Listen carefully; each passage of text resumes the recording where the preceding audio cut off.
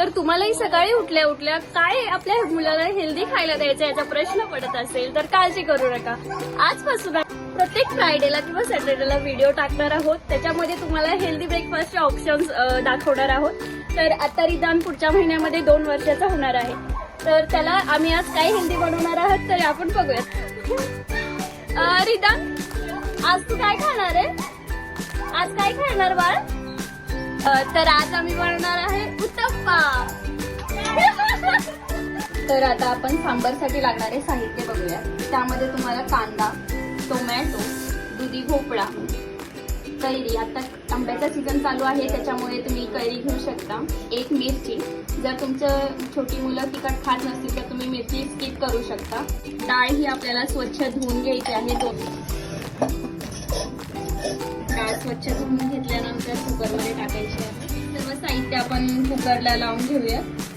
सर्व साहित्य तुम्हाला एकत्रच घ्यायचं आहे. कुकरमध्ये 1 ते 1.5 ग्लास पाणी त्याच्यामध्ये ऍड करा. त्यामध्ये थोडीशी हळद टाकायची आहे. चवीप्रमाणे मीठ त्याच्यामध्ये टाकून घ्या. त्याच्यानंतर कुकर बंद करून आपल्याला गॅसवरती ठेवायचा आहे. 3 शिट्ट्या करून घ्यायच्या. 3 शिट्ट्या झालेल्या आहेत. आता एका पातेल्यामध्ये 2 ते 3 पळ्या तेल घ्या.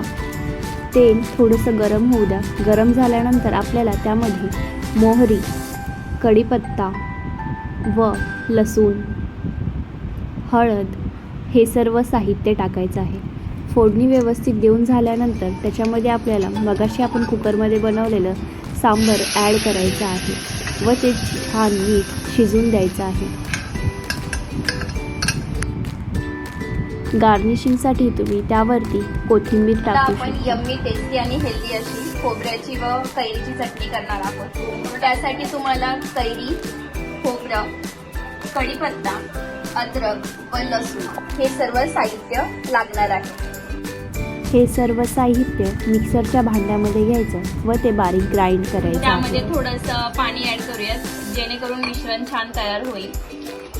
चवीप्रमाणे मीठ टाका. हे सर्व साहित्य आता आपण मिक्सरला बारीक करून घेऊ.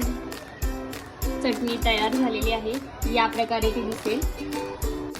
चटणी एका वाटीमध्ये काढून घेऊया.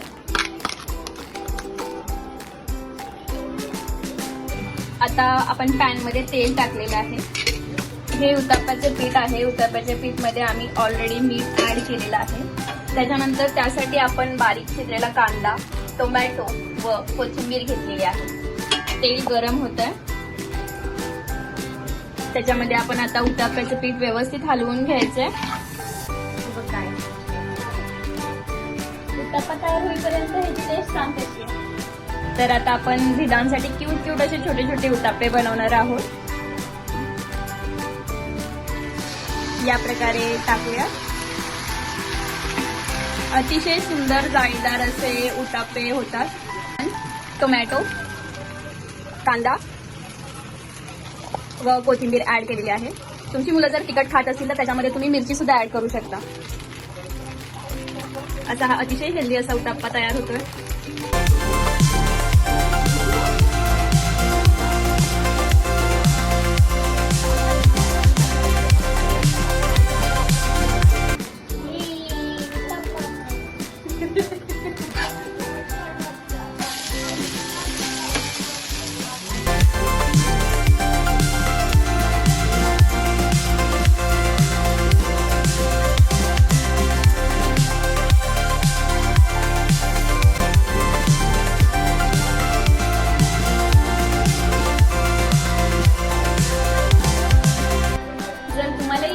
टेस्टी रेसिपी आवडली असेल तर तुम्ही सुद्धा नक्की तुमच्या छोट्या गोड मुलांना ही रेसिपी नक्की ट्राय करा व त्यांना सुद्धा हे हेल्दी खायला द्या.